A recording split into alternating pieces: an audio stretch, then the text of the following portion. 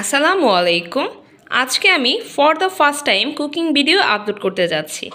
আজকের এই ভিডিওটি খুবই স্পেশাল, কেননা মাদার্স ডে উপলক্ষে আমি আমার মা এবং পরিবারের সকলের জন্য ফ্রাইড রাইস এবং চিকেন ফ্রাই রান্না করতে যাচ্ছি। শুরুতে দেখিয়ে দিচ্ছি আমি কি সবজি কেটে নিয়েছি। এখানে রয়েছে লাল ও সবুজ এই দুই রঙের ক্যাপসিকাম, এগুলো আমি কিউব করে কেটেছি।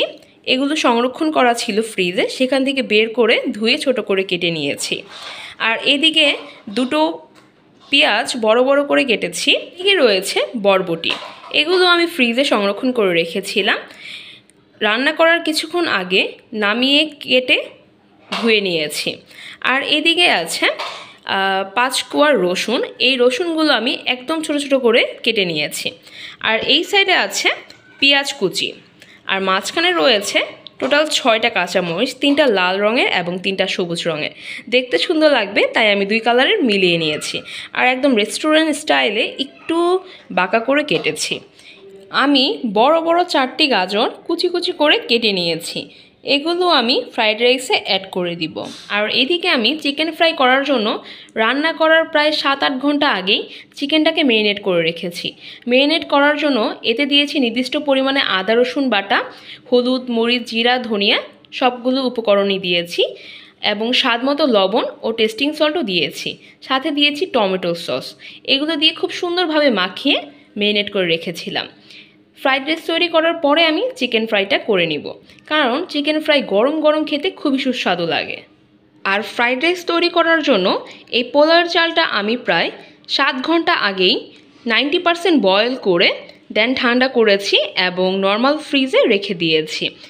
আর হ্যাঁ, একটা টিপস দিয়ে দেই, আপনারা যদি ফ্রাইড রাইসের রাইসটাকে একদম ঝরঝরা করতে চান, সেক্ষেত্রে ফুটন্ত গরম পানিতে 1 চামচ লবণ ও অল্প পরিমাণে রান্নার তেল দিয়ে দিবেন। দেন এটার মধ্যে পোলাও চালটা দিয়ে 90% কুক করে নেবেন।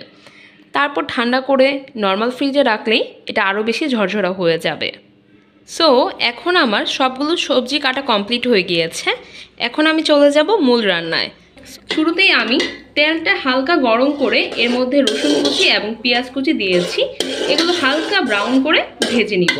এই রান্নাটা যদি আপনারা ঘি অথবা বাটার দিয়ে করেন তাহলে আরও অনেক বেশি টেস্টি হয়ে থাকে। তবে আমার হাতের কাছে বাটার আর ঘি না থাকার কারণেই আমি এই রান্নার তেলটা দিয়েই রান্না করে নিচ্ছি। এখন আমি দিয়ে দিচ্ছি কেটে রাখা গাজর কুচি। গাজরগুলো খুব সুন্দরভাবে একটু ভাজা হয়ে আসলে দেন আমি আস্তে আস্তে সব সবজিগুলো অ্যাড করব। গাজরটা একটু শক্ত, তাই এটা একটু বেশি সময় নিয়ে ভাজতে হবে। গাজরটা একটু ভাজা হয়ে আসলে এখন আমি দিব বরবটি। সবজিগুলো দেওয়ার পর আলতোভাবে এগুলো ভেজে নিতে হবে। আর এই সম্পূর্ণ রান্নাটা কিন্তু হাই হিটে করতে হবে, নয়তো কিন্তু এই সবজি থেকে পানি ছেড়ে দিবে, তখন আর ফ্রাইড রাইসের টেস্টটা অতটা ভালো হবে না। এখন একে একে ক্যাপসিকাম, পেঁয়াজ, মরিচ যা যা কেটে রেখেছিলাম সবগুলি আমি দিয়ে দিব। দিয়ে সুন্দরভাবে একটু ভেজে নিব। এখন ভেজে রাখা সবজিগুলো এক সাইডে করে অপর সাইডে আমি 3টি ডিম ফেটিয়ে দিয়ে দিচ্ছি।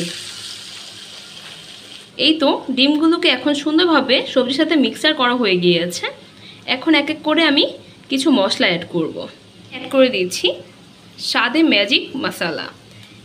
এই মশলাটা দিলে রান্নার স্বাদ অনেক গুণ বেড়ে যায়। আমি 3 প্যাকেট মশলা ইউজ করছি, আপনারা আপনাদের পরিমাণ মতো ইউজ করতে পারেন। এখন আমি দিয়ে দিচ্ছি সামান্য পরিমাণে টেস্টিং সল্ট। এটা হাতের কাছে না থাকলে না দিলেও হবে। এরপর দিচ্ছি অল্প পরিমাণে টমেটো সস।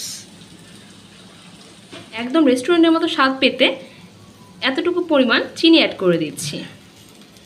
এখন দিয়ে দিব স্বাদ মতো লবণ। যে যতটুকু পরিমাণে রান্না করবেন সেই অনুযায়ী লবণটা বুঝে দিবেন।